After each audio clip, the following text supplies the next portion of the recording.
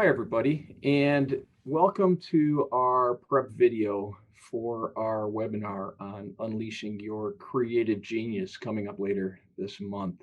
My name is Sam Miller, and I'm on the faculty in the Mendoza College of Business at Notre Dame, and it's a pleasure to be here with you.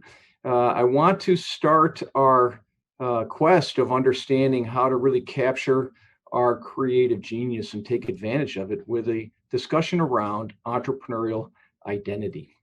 I teach entrepreneurship, and I always get challenged on, hey, how can you teach students better how to do what entrepreneurs do? And there's lots of competencies and capabilities that entrepreneurs and innovators and really creative people need to be good at, right? So, things like market research and selling and prototype development and pitching and financial modeling and all of those sorts of things.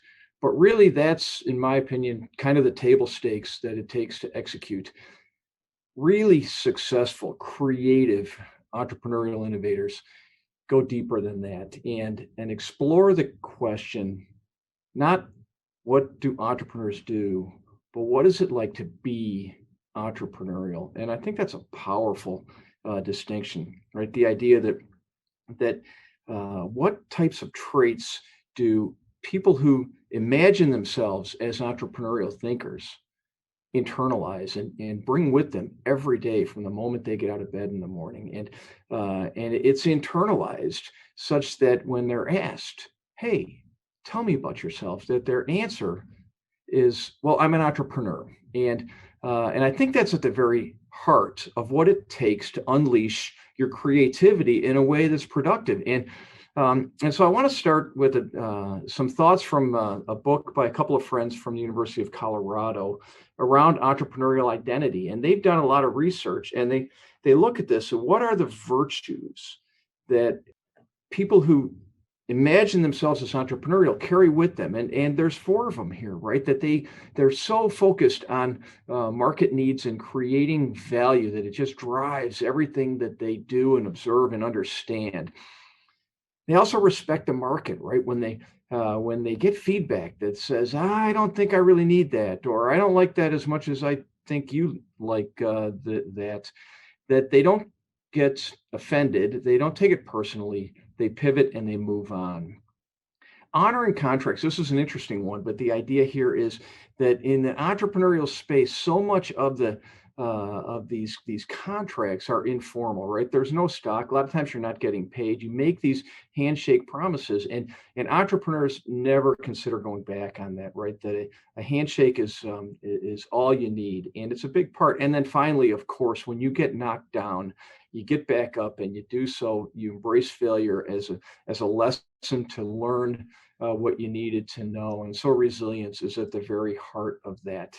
And so think about these things. That when you think about what does it take to be entrepreneurial, to identify as entrepreneurial, these are the virtues that are baked right into that. And then the idea of, okay, how do they live their life? What happens in their mind and their world? I love this quote from Steve Jobs, right? 1987, he had just been fired from the company he founded by the CEO that he hired, and you could see that that would just be a really disruptive sort of thing in your career. But he was still a rock star, and a lot of companies wanted to hire him, and they told him you could write your own ticket. And he looked at them and he said, "Thanks for your consideration, but I don't want to show up at a given time and march in formation and salute the corporate flag. I want to steal a ship and sail for the horizon and see what's over over the horizon." And I think that this idea of imagining yourself as a pirate is really powerful, right? Who are the other pirates that we might use as examples? Sir Richard Branson, again and again, right? From music to airlines to consumer products, and now maybe space tourism.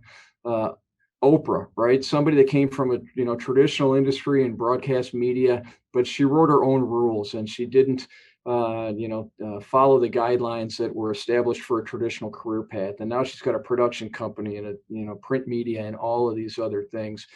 Uh, I love Danica Patrick's story, right? When it was time for her to hang up her racing gear and move on, she has multiple startups, really interesting around fitness products and a wine line and others, right? And then maybe my favorite, right? Um, James Dyson, who, after failing hundreds of times to come up with a new technology, was able to have people stand in line to pay $400 for a vacuum in a world where the market price was $99 or thereabouts. So we talked about the importance of being entrepreneurial, identifying an internalized identity around entrepreneurial as a pathway to unleashing creative genius. Our next video will be on entrepreneurial foresight, how to anticipate what's next. I hope you can make it. Look forward to seeing you there. Thanks so much for your time. Bye-bye.